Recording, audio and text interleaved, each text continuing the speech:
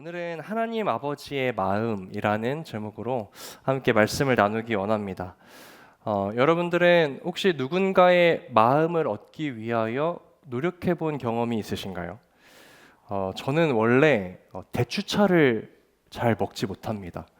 갑자기 대추차 얘기를 그 질감이랑 그 맛이 아무리 먹어도 익숙해지지가 않는 것 같아요. 그런데 우리 영란 전도사님은 그런 차 종류를 굉장히 좋아합니다. 대추차, 쌍화차, 한방차 이런 차 종류를 좋아해요. 그래서 처음 이제 연애를 할 때 저를 데리고 자꾸 그 대추차 집으로 이렇게 안내를 하는 거예요. 아직 서로 친하지 않을 때였는데 말이죠. 제가 잘 그것을 못 먹지만 그 영란 전도사님의 또 마음을 얻기 위해서 어떻게 했을까요? 먹었죠. 네, 먹어서 결혼했습니다. 아마 저희 어머니가 보시면은 진짜 아들 낳아봐야 소용없다라는 말씀을 하셨을 거예요. 왜냐면은 제가 자라오면서 이거 건강에 좋은 거다, 한번 마셔봐라 해도 제가 진짜 입을 꼬맨 것처럼 한 모금도 마시지를 않았거든요. 그뿐만이 아니죠. 장거리 연애를 할 때 제가 뭐 KTX나 비행기를 타고 부산을 이제 자주 내려갔었는데 돌아올 때 되도록 가장 늦은 시간에 기차표와 비행기표를 예매를 했단 말이에요.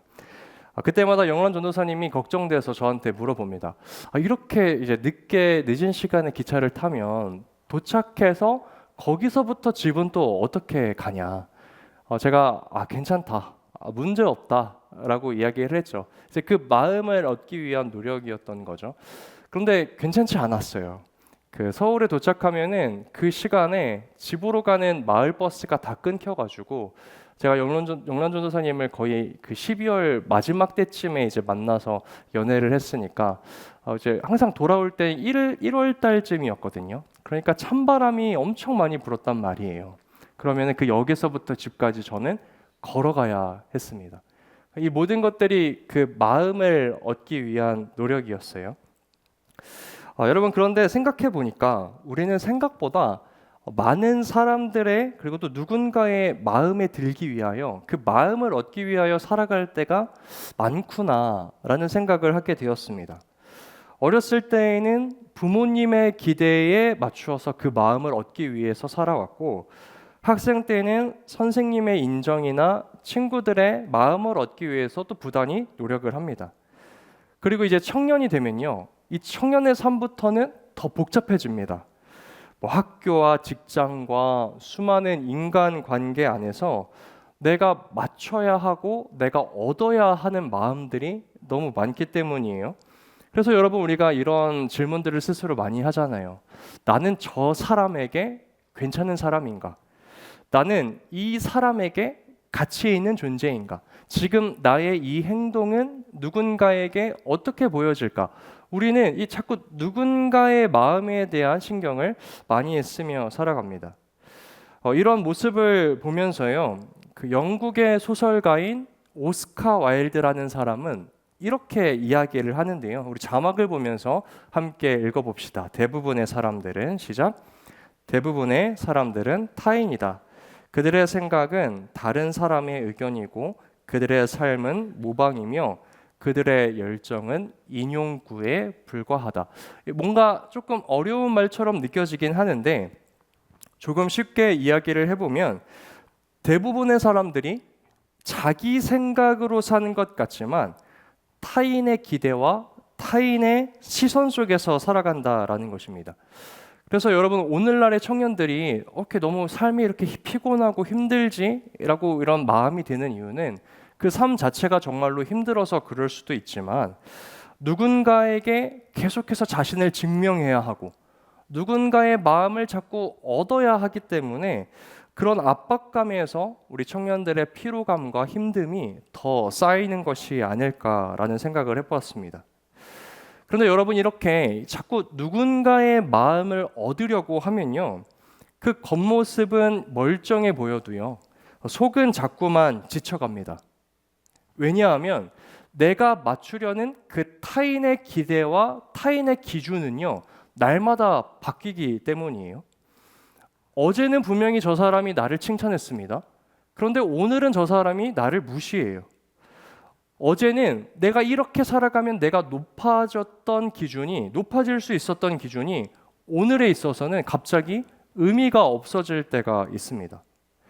사람의 평가는 유동적이고요. 세상의 평가는 일관되지 않는다라는 특징이 있어요. 그래서 사람의 마음에 들기 위해서 사는 인생은 결국 지칠 수밖에 없다라는 것이에요. 그렇게 성경을 읽다 보면요, 성경은 계속해서 우리에게 이러한 질문을 던집니다. 너는 저 변덕스러운 사람의 마음에 들기 위해서 살아가고 있느냐? 아니면 변하지 않으시고 신실하신 하나님의 마음에 들기 위하여 살아가고 있느냐? 성경은 우리에게 이러한 질문들을 던진다라는 것이에요. 여러분이 이러한 묵상을 해보니까요, 우리가 가진 이 신앙이라는 것이 결국 하나님의 마음을 알고 그 하나님의 마음 앞에 서는 것이겠구나라는 생각을 해보았습니다. 그런데 만약 내가 하나님을 믿는다라고 말하면서 한 주간 하나님의 마음이 어떠실까 고민해보지도 않고, 또한 하나님의 마음이 나에게 아무런 상관이 없이 살아왔다면 우리는 어쩌면 말로는 하나님을 믿는다라고 말은 하지만 하나님 앞에서 기쁨이 있는 인생이 되지는 못할 것 같아요. 그래서 오늘 우리는 이 창세기 6장의 말씀을 통해서 하나님이 이 시대를 향하여 어떤 마음을 가지고 계신지 그 마음을 주목해 보기를 원합니다. 그래서 그 마음을 깨닫고 하나님의 마음이 원하시는 대로 살아가는 삶, 그래서 우리의 인생을 보실 때 하나님이 이 사람은 나의 마음에 참 합한 사람이다, 이러한 칭찬을 듣게 되는 우리 믿음의 청년부가 되기를 간절히 소망합니다. 먼저 오늘 본문을 보니까요, 하나님께서 이 시대를 바라보시는 마음이 어떠한지를 발견할 수 있는데, 먼저 첫 번째로 이 시대를 바라보시는 하나님의 마음은 어떤가, 우리 자막을 보면서 함께 읽어보기 원합니다. 하나님 아버지의 마음을 시작. 하나님 아버지의 마음은 세상의 아름다움에 취해 무너지는 인간을 보시며 슬퍼하시는 마음입니다. 조금 길어요. 우리 필기 잘하는 청년들에게는 적을 시간이 필요할 것 같습니다. 자막을 조금 띄워놔 주시고요. 오늘 우리가 읽은 말씀은 우리가 아주 잘 아는 노아 시대의 말씀이죠. 그런데 여러분, 우리가 이 노아의 시대가 어떠했는지 이 배경을 살펴봐야 이 내용이 말하는 하나님의 마음에 대해서 조금 잘 이해할 수 있을 것 같아요. 먼저 오늘 본문 1절과 2절의 말씀을 우리 한 목소리로 읽어보기 원합니다. 사람이 땅 위에 시작. 사람이 땅 위에 번성하기 시작할 때에 그들에게서 딸들이 나니 하나님의 아들들이 사람의 딸들의 아름다움을 보고 자기들이 좋아하는 모든 여자를 아내로 삼는지라. 여러분, 먼저 1절을 보시면요, 사람이 땅 위에 번성하기 시작했다라고 이야기를 합니다. 그런데 노아의 시대는 단순히 사람이 땅에 많아진 것뿐만이 아니라 사람이 많아짐에 따라 죄를 짓는 것도 더 많아졌다라는 것이에요. 문명도 발전했고 사람들의 지식이 늘어났을지 몰라도 하나님 보시기에 노아의 시대는 그들이 하나님을 떠나 그들의 영혼이 썩어져 가고 있는 시대였다라는 것입니다. 그런데 1절 후반부를 보시면요, 이런 노아 시대의 사람들에게서 딸들이 나왔다라고 기록을 하고 있어요. 그리고 2절의 말씀에서는 하나님의 아들들이 사람의 딸들의 아름다움을 보고 자기들이 좋아하는 모든 여자를 아내로 삼았다라고 기록하고 있습니다. 여러분, 주로 이 말씀에서요, 사람의 딸이 무엇을 가리킬까라고 우리 신학자들이 많이 고민을 하거든요. 그런데 여기서 나오는 사람의 딸을 가인의 후손이라고 해석하는 편이 강합니다. 그리고 하나님의 아들들은요, 아담과 하와의 자녀였던 셋의 후손이었다라고 해석을 해요. 그래서 여러분, 창세기 4장과 5장을 보시면요, 여러분들 가지고 계신 성경을 넘겨보셔도 좋습니다. 4장에서는 가인의 후손에 대한 내용이 나와요. 그리고 5장에서는 셋의 후손에 대한 내용이 나옵니다. 근데 성경이 이 두 후손의 계보를 작성하면서 분명하게 비교를 하고 있는 거예요. 가인의 후손, 셋의 후손, 둘 다 같은 시대를 살았지만 한 세대는 그 시대는 족보는 하나님을 떠나 살았고 셋의 후손은 하나님의 말씀대로 살아갔다라고 이야기하면서 이 두 후손의 분명한 차이점을 이야기해 줍니다. 그런데 오늘 6장에 이르러서 보시면요, 그 경계가 허물어졌다라는 것이에요. 하나님 중심으로 살아갔던 사람과 세상 중심으로 살아갔던 사람의 구별함이 노아 시대에서는 완전히 사라졌다라는 것입니다. 하나님의 말씀으로 살아갔던 사람이 점점 세상의 눈에 보기 좋은 것들에 끌려 살아가게 되었고, 하나님을 경외하던 사람이 점점 자기 욕망대로 살아가던 시대가 바로 이 노아의 시대였다라는 것이에요. 왜 그렇게 되었을까? 그 이유가 우리가 방금 읽었던 2절의 말씀의 한 부분에 적혀 있습니다. 혹시 우리 2절의 말씀을 한 번 더 띄워봐 주실 수 있을까요? 이 말씀에서 중요한 표현은요, 아름다움을 보고라는 표현입니다. 여러분, 하나님 중심으로 살아갔던 이 사람이 시간이 지나면서요, 하나님의 뜻을 묻지 않습니다. 말씀을 먼저 붙들었던 사람이, 기도의 자리를 지켰던 사람이 시간이 점점 지나면서 말씀의 자리도 기도의 자리도 지키지 않습니다. 내가 오늘 살아가는 이 선택과 삶의 순간이 하나님께서 보시기에 옳은가라는 고민을 멈췄다라는 것이에요. 그것 대신 하나님보다 세상을 더 아름답게 보았다. 여러분, 여기에서요, 하나님 앞에서 살아가는 인생의 구별됨이 사라집니다. 어떨 때요? 하나님의 아름다우심보다 세상의 아름다움을 더 주목할 때 우리는 노아 시대처럼 하나님을 믿는 사람과 믿지 않는 사람의 구별됨이 사라지는 그러한 시대를 살아갈 수 있게 된다는 것이에요. 여러분, 이것은 성경에서 반복해서 나오는 죄의 패턴입니다. 아담과 하와도 하나님 한 분만을 바라보아야 하는데 선악과를 바라봅니다. 여호수아서에 나오는 이 아간이라는 사람도 자신이 하나님의 도움으로 말미암아 전쟁에서 승리하였음에도 불구하고 승리케 하여 주신 하나님을 바라본 것이 아니라 나에게 주어진 전리품을 바라봐요. 거기서부터 죄를 짓기 시작했다라는 것이에요. 여러분, 다윗도 마찬가지예요. 하나님을 평생 바라보았던 다윗이 평안해지자 밧세바가 목욕하는 모습을 보고 음욕을 품기 시작합니다. 하나님보다 세상의 다른 것들을 더욱 아름답게 바라볼 때 하나님의 백성은 구별됨을 잃는다는 것을 우리 청년 여러분들 반드시 기억하셔야 해요. 그때마다 하나님께서는 이 세상의 아름다움을 보고 무너지는 우리의 모습을 보시면서 가슴 치며 아파하시고 슬퍼하신다는 것이에요. 그것이 이 시대를 바라보시는 하나님의 마음이라는 것입니다. 사랑하는 청년 여러분, 오늘 이 하나님 아버지의 마음을 아는 믿음의 청년들은요, 세상을 바라보는, 세상의 아름다움을 바라보는 기준이 달라지게 됩니다. 여러분, 하나님의 자녀는 세상의 아름다움을 보고 그것을 탐하고 그것들에 취해서 그것들을 더욱 사랑하며 살아가는 미련한 사람들이 아니에요. 오히려 우리는 세상의 아름다움을 볼 때 이것을 창조하시고 이것을 우리에게 허락하여 주신 그 놀라우신 하나님의 아름다움을 더욱 발견하는 사람이 하나님을 믿는 사람들의 태도라는 것입니다. 여러분, 독일 낭만주의 화가 카스파르 다비드 프리드리히라는 작가가 이런 그림을 그렸습니다. 이미지를 하나 보여주실까요? 여러분, 이 그림의 제목은 안개 바다 위의 방랑자라는 그림입니다. 여러분, 저 그림을 보시면요, 높은 절벽 위에 한 사람이 서 있고 그의 앞에는 안개와 그리고 광대한 풍경이 펼쳐져 있는 것을 우리가 함께 볼 수 있어요. 그런데 여러분, 저 절벽 위에 서 있는 사람은요, 자신 앞에 있는 풍경을 두 가지의 관점으로 바라볼 수 있습니다. 먼저 첫 번째, 그 압도적인 아름다움 앞에서 자신을 절대평가하는 겁니다. 과대평가하는 것이에요. 자신 앞에 펼쳐진 이 아름다움이 나의 것이다. 내가 이 세상의 중심에 서 있다. 내가 이 모든 것들을 정복했다라는 관점으로 자신 앞에 펼쳐진 아름다움을 바라볼 수 있습니다.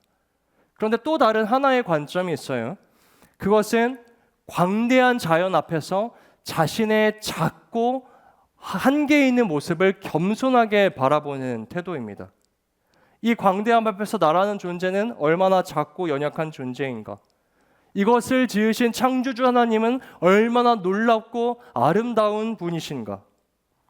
여러분, 정리하면요, 세상의 동일한 아름다움을 보고도 어떤 사람은 자기 욕심과 자기의 평가에 취해서 자기가 이 모든 것의 주인인 양 살아가는 사람이 있는 반면에, 세상의 똑같은 아름다움을 보고도 하나님 이것을 나에게 허락하여 주신 하나님이 놀라우십니다, 하나님이 더욱 아름다우십니다 라고 하나님의 아름다움을 발견하는 사람이 있다라는 것이에요. 여러분, 우리도 마찬가지입니다. 우리가 인생을 살아가면서 세상의 아름다운 것들을 참 많이 봐요. 어떤 사람에겐 돈이 아름다움이고, 어떤 사람에겐 사람이 아름다움이고, 어떤 사람에겐 관계가 아름다움입니다. 그런데 그 아름다움을 마주 볼 때 하나님, 이 아름다움이 저에게 전부인 것 같아요 라고 말하는 사람들은 노아 시대의 사람들처럼 구별됨이 사라진 사람들입니다. 이것들을 더욱 사랑하고 이것만을 위해 살아가고, 노아 시대의 사람들이 그러했다라는 것이에요. 그러나 사랑하는 청년 여러분, 오늘 이 자리에 앉아있는 우리 믿음의 청년들은 세상의 아름다움을 볼 때 그것들에 취해서 믿음이 무너지는 인생들이 아니라 그건 너머에 계시는 더욱 광대하고 위대하고 살아계시고 아름다우신 하나님을 발견하는 믿음의 사람들 되시기를 예수님의 이름으로 축복합니다. 여러분, 그래서 하나님께서 기뻐하시는 마음은 이런 마음이에요. 많은 소유가 모일 때에도, 많은 기회가 보여질 때에도, 많은 인기와 인정이 보여질 때에도, 나에게 많은 권력이 주어질 때에도 그것들에 취해서 살아가는 인생이 아니라 하나님, 이 모든 것보다 더 아름다우시고 더 놀라우신 하나님만을 바라봅니다 고백할 수 있는 사람이 하나님께서 찾으시는 이 시대의 믿음의 사람이라는 것입니다. 여러분, 하나님 마음에 합했다는 다윗은요, 하나님 앞에 이렇게 고백했어요. 그는 세상의 아름다움보다 하나님의 아름다움을 더 크게 볼 줄 알았던 사람입니다. 우리 시편 84편 10절의 말씀 한 목소리로 읽어보겠습니다. 주의 궁정에서의 시작. 주의 궁정에서의 한 날이 첫날보다 나은즉 악인의 장막에 사는 것보다 내 하나님의 성전 문지기로 있는 것이 좋사오니. 여러분, 다윗의 인생에 얼마나 많은 세상의 아름다움이 있었는지 아십니까? 왕권이 있었고요, 권력도 있었고요, 재물도 있었습니다, 명성도 있었어요. 그런데 오늘 다윗은 시편 84편에서 이렇게 이야기합니다. 하나님, 저 이거 다 필요 없고요, 제가 정말로 원하는 것은 이것 하나예요. 세상의 아름다움에 마음을 빼앗기는 사람이 아니라 하나님을 가장 사랑하는 사람이 되는 것. 하나님, 저 이거 하나 원해요. 사랑하는 청년 여러분, 하나님은 이러한 사람을 아름답게 보신다라는 것이에요. 그리고 그 사람을 통하여 그 자리를, 그 사람이 머무는 삶의 자리를 아름답게 만들어 가십니다. 이러한 은혜를 누리시는 우리 세안 라이즈 청년들 되시길 예수님의 이름으로 축복합니다. 두 번째, 이 시대를 바라보는 하나님의 마음은 어떤 마음인가? 우리 자막을 보면서 함께 읽어보겠습니다. 하나님 아버지의 마음은 시작. 하나님 아버지의 마음은 죄를 그대로 두지 않으시되 마지막까지 회개의 시간을 주시는 마음입니다. 여러분, 오늘 본문 3절을 보시면요, 하나님께서 이렇게 말씀하시거든요. 제가 읽어드릴게요. 여호와께서 이르시되 나의 영이 영원히 사람과 함께하지 아니하리니 이는 그들이 육신이 됨이라. 그러나 그들의 날은 120년이 되리라 하시니라.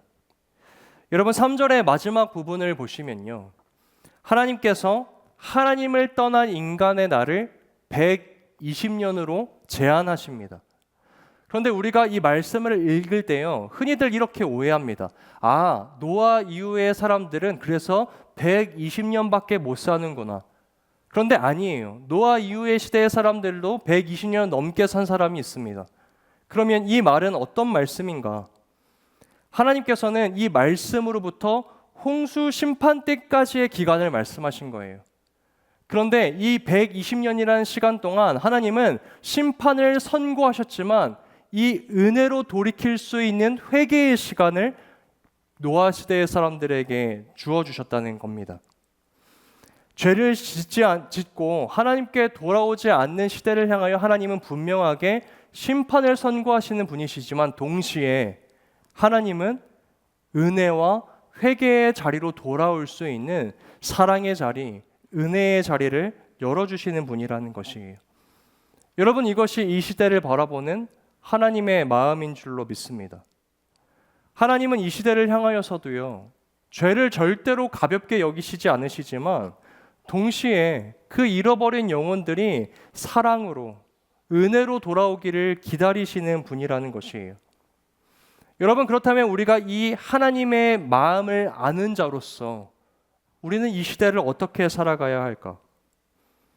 여러분, 이 하나님의 마음을 닮은 사람은요, 세상 가운데 죄악을 바라보면서 단순히 정죄하거나 판단만 하지 않습니다.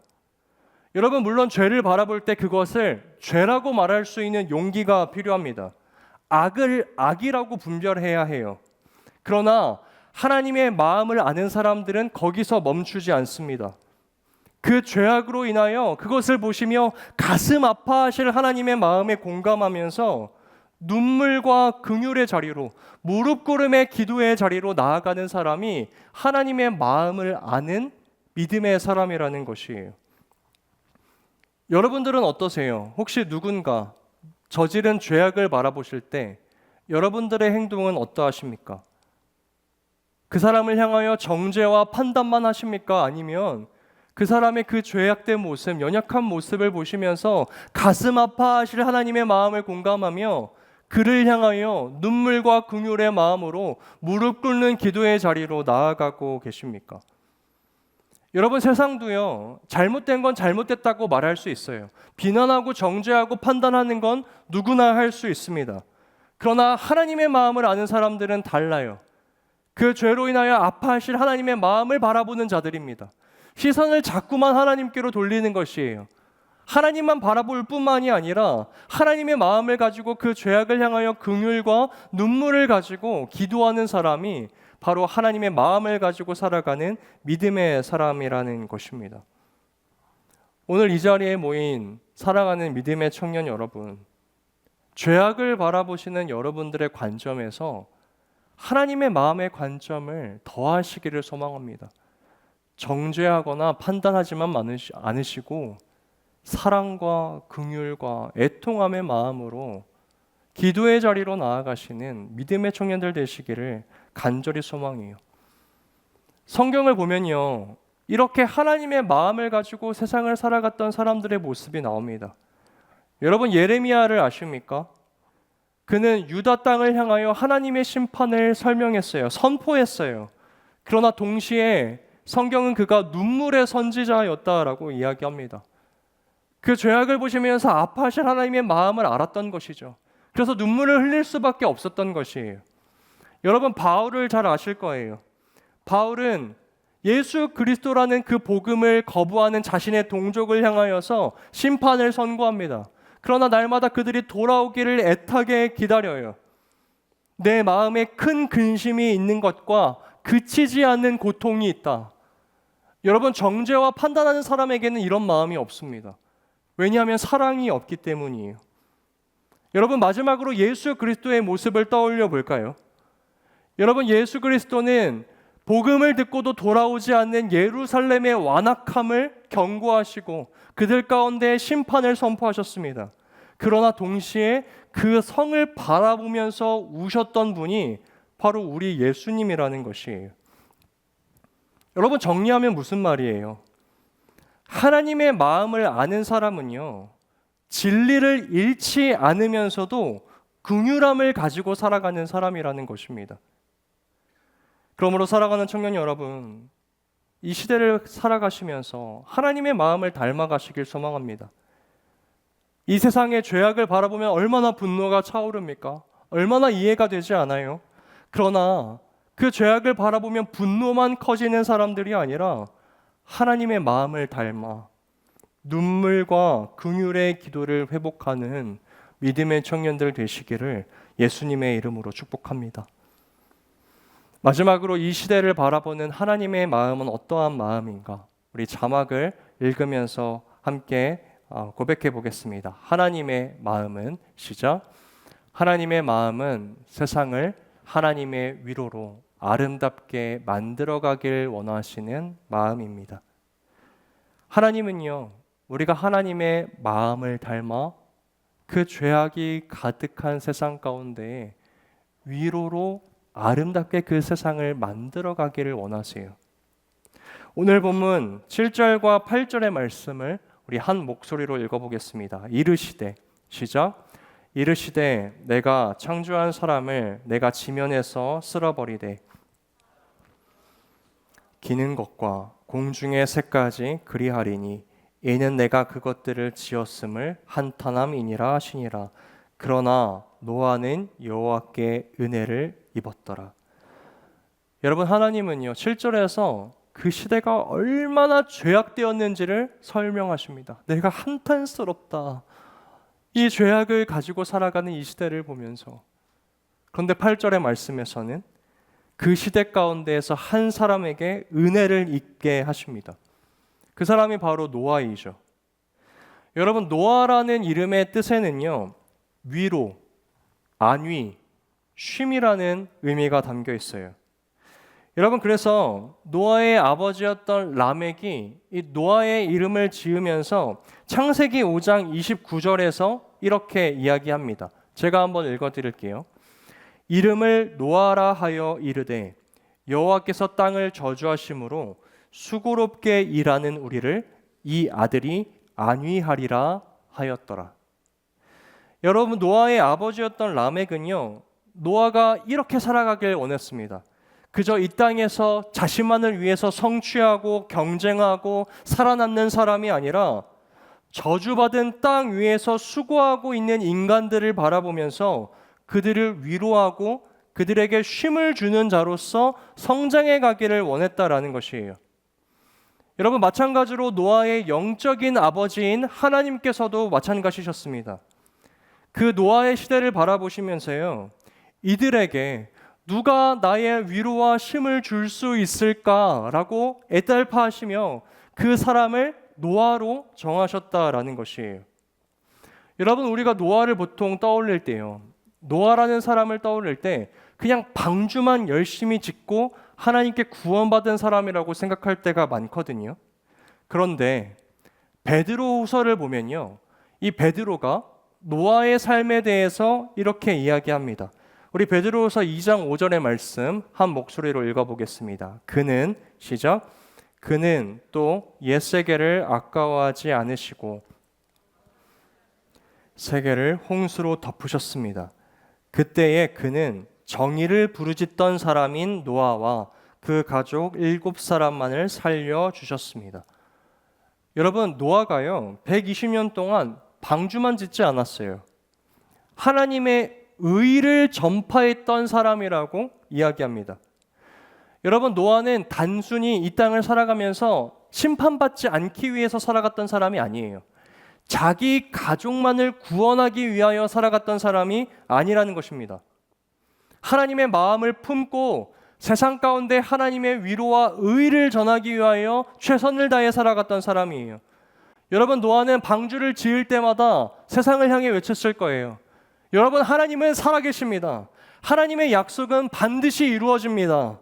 그 분으로부터 우리는 온전히 안식과 쉼을 누릴 수 있습니다. 여러분, 노아는 120년 동안 그러한 삶을 살았다는 거예요. 의를 전파했다. 사랑하는 청년 여러분, 하나님께서는 이러한 노아를 통하여서요 방주로 구원하시고 그로 말미암아 새로운 믿음의 시대를 시작하실 계획을 세우셨습니다. 여러분, 오늘날 이 시대는 어떠한 사람들을 원합니까? 더 강한 사람, 더 빠른 사람, 더 많은 것들을 가진 사람을 원하잖아요. 더 성공한 사람을 원합니다. 그런데 하나님께서는 오늘날 이 시대 가운데에서도 여전히 노아와 같은 사람을 찾으신다라는 것이에요.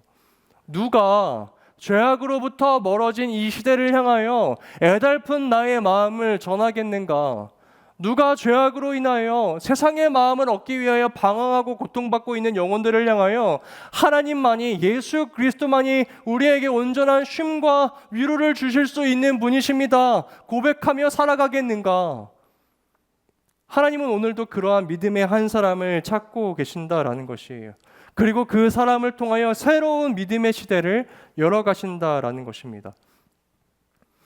여러분, 역사를 되돌아보아도요, 이러한 위로의 사람이 있었습니다. 2차 세계대전 직전에 니콜라스 윈턴이라는 영국인이 히틀러 정치에 떠들고 있는 아이들, 난민들을 바라보며 애통하는 마음을 가져요. 어떻게 이 아이들이 이러한 상황, 이러한 처지에서 살아갈 수 있는가? 여러분, 그런데요, 이 사람에 대해서 특별히 설명할 말이 없습니다. 정치가도 아니고요, 뭐 권력을 가진 것도 아니고요, 뭐 돈을 많이 가진 것도 아니었어요. 그저 평범한 사람입니다. 그런데 이 니콜라스 윈턴이라는 사람이 프라하에서 런던으로 가는 이 기차를 통하여서 유대인 아이들을 숨겨 태우기 시작합니다. 여러분, 이 과정이 결코 쉬운 과정이 아니었습니다. 아이들의 명단을 만들어야 하고 그들을 받아줄 새로운 가정을 찾아야 하고 이동 경로를 마련해야 하고 서류를 준비해야 하는 모든 과정을 이 니콜라스 윈턴이 감당했다라는 것이에요. 여러분, 그렇게 총 8번의 기차가 운행됐대요. 그리고 이 한 사람으로 말미암아 구해진 아이들의 숫자가 이후에 살펴보았을 때 669명으로 밝혀졌습니다. 그런데 더욱 놀라운 것은 50년이라는 세월이 지나서 이 니콜라스 윈턴에게 구해진 아이들이 어떠한 삶을 살아갔는가, 이 니콜라스 윈턴의 영향력은 어떠했는가를 살펴보니 이 한 사람이 구한 669명이 결혼하고 자녀를 낳고 하여 수천 명의 후손과 많은 영향력을 끼치며 살아가는 사람들로 살아가고 있었다는 것이에요. 한 사람으로 말미암아 새로운 시대가 열린 것이죠. 여러분, 하나님도 마찬가지이십니다. 죄악과 방황과 고통과 공포로 가득한 이 시대 속에 하나님께서 우리에게 먼저 은혜를 주셨어요. 그러나 노아는 여호와께 은혜를 입었더라. 여러분, 이것은 노아만의 이야기가 아니라요, 하나님을 떠난 이 시대, 그 속을 살아가고 있는 우리들의 이야기입니다. 여러분, 저는 이 자리에 모인 우리의 영적인 이름이 노아라고 믿어요. 그래야 해서 하나님께서 우리에게 말씀하시는 것입니다. 누가 오늘 이 예배 자리 가운데 모인 믿음의 청년들, 새한교회 청년들, 새한 아이들 중에 누가 죄악으로부터 고통받고 있고 나로부터 멀어져 신음하고 있는 영혼들을 향하여 이 복음을 전할 수 있겠는가? 하나님은 오늘도 그 한 사람을 찾기 위하여 우리의 이 시대를, 우리의 삶을 주목하고 계신다라는 것입니다. 저는 오늘 말씀을 묵상하는데 하나님의 마음이, 하나님의 음성이 이렇게 들려오는 것 같았어요. 내가 너를 통해 이 시대를 살리고 싶다. 내가 너를 통해 누군가에게 위로와 쉼을 주고 싶다. 사랑하는 청년 여러분, 하나님의 마음을 아는 사람은 세상 가운데 위로와 쉼을 흘려보내는 사람이라는 것입니다. 여러분, 말씀을 맺으면서 오늘 우리가 살펴보았던 이 시대를 향한 하나님의 마음은 어떠한 마음이었습니까? 첫 번째, 하나님의 마음은 세상의 아름다움에 취해 무너져가는 인간을 바라보며 슬퍼하시는 마음이었습니다.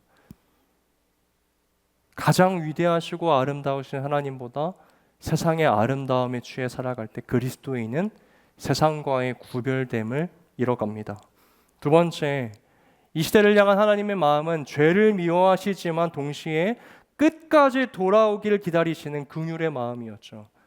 그래서 이 하나님의 마음을 아는 사람은 이 세상의 죄악을 바라보며 정죄와 판단으로 세상처럼 똑같이 살아가는 사람들이 아니라 긍휼과 눈물로 기도자리 가운데로 나아가 그들이 하나님께로 돌아오게 하여 주시옵소서, 사랑의 마음을 가질 수 있는 자라고 이야기 드렸습니다. 마지막 세 번째, 하나님 아버지의 마음은 세상 한가운데로 들어가 하나님의 위로와 쉼을 흘려보내기 원하시는 마음이라고 함께 나누었습니다. 그렇다면 여러분, 우리가 오늘 결단해야 할 믿음의 고백은 무엇입니까? 여러분, 오늘 하나님 앞에 기도하며 나아가시면서 어떻게 기도하시겠어요? 하나님, 제가 세상의 아름다움에 취해 살지 않게 하여 주시옵소서. 세상이 박수치는 인생을 따라 살아가지 않게 하여 주시옵소서. 하나님을 바라보고 하나님이 기뻐하시는 선택을 하게 하여 주시옵소서. 우리가 하나님께 드려야 할 첫 번째 믿음의 고백인 줄로 믿습니다. 두 번째, 하나님, 정죄와 판단만으로 세상을 바라보지 않게 하여 주시옵소서. 누군가를 바라볼 때 답을 내리는 인생 되지 않게 하여 주시옵소서. 긍휼과 애통의 마음으로 오늘 나의 삶과 이 시대를 바라보시는 하나님의 마음을 닮아 나도 눈물과 긍휼의 마음을 회복하게 하여 주시옵소서. 마지막으로 여러분, 세 번째, 하나님, 제가 이 시대에 노아와 같은 사람이 되기를 소망합니다. 저를 통하여 누군가가 하나님께로 돌아오게 하시고, 저를 통하여 누군가가 위로를 얻게 하여 주시며 소망을 얻게 하여 주시옵소서. 오늘 창세기 6장은 우리에게 복음의 역설을 설명합니다. 세상은 세상의 아름다운 것들을 붙잡으라고 이야기하지만 하나님께서는 하나님의 아름다움에 취하라고 말씀하십니다. 세상은 쉽게 정죄하고 판단하라고 이야기하지만 하나님은 긍휼과 중보의 사람이 되라고 말씀하십니다. 세상은 착취와 경쟁으로 너 혼자의 삶을 살아가라, 이겨내라 말하지만 하나님께서는 받은 은혜로 위로와 소망을 흘려보내라 라고 말씀하십니다. 여러분, 이 구별됨, 구분됨을 지킬 때 하나님의 백성은 온전히 그 땅 가운데에서 하나님의 일하심과 계획을 경험할 수 있었다는 것이에요. 노아 시대뿐만이 아니라 남유다와 북이스라엘도 하나님 백성의 구별됨을 잃어버렸을 때 하나님께서는 그 땅 가운데 심판을 내리셨습니다. 사랑하는 믿음의 청년 여러분, 여러분들은 하나님의 마음을 닮아 세상과 구별되게 살아가고 계십니까? 아니면 어느새 나도 모르게 세상의 아름다움에 취해 사람의 박수 소리에 따라, 세상의 함성 소리에 따라 살아가고 계십니까? 간절히 바라고 소망하기는 오늘 이 말씀을 통하여서 하나님 아버지의 마음을 깊이 깨닫는 믿음의 청년들 되시고, 죄악으로 같이 어두워져가는 세대 되지 마시고 끝까지 하나님의 마음을 지켜서 세상 속에서 위로와 소망을 흘려보낼 수 있는 하나님의 구별된 백성들 되시기를 예수님의 이름으로 축복합니다. 우리 들은 말씀 기억하며 함께 찬양하겠습니다. 오늘 설교 제목과 동일한 찬양이 있더라고요. 하나님 아버지의 마음. 여러분, 이 시대에 하나님 앞에 이러한 믿음의 고백을 드리는 청년이 있을까라는 생각을 해보았습니다. 아버지, 하나님 마음이 있는 곳에 나의 마음이 있기를 원합니다. 하나님의 눈물이 고인 곳에 나도 눈물을 흘리게 되기를 소망합니다. 하나님이 바라보는 그 영혼에게 나도 나의 시선이 그 영혼에게 머물길 소망합니다. 여러분, 이러한 혹시 기도의 제목, 간구 하나님께 드려보신 적 있으십니까? 저는 오늘 이 찬양의 가사가 하나님의 마음을 아는 자의 고백이라고 생각해요. 오늘 우리가 말씀을 통하여 하나님의 마음을 닮아가는 자로서 이 고백을 하나님께 드릴 때 하나님께서 우리의 고백을 아름답게 들어주실 줄로 믿습니다. 우리 한 마음으로 이 찬양 고백하며 나아가겠습니다. 아버지 당신의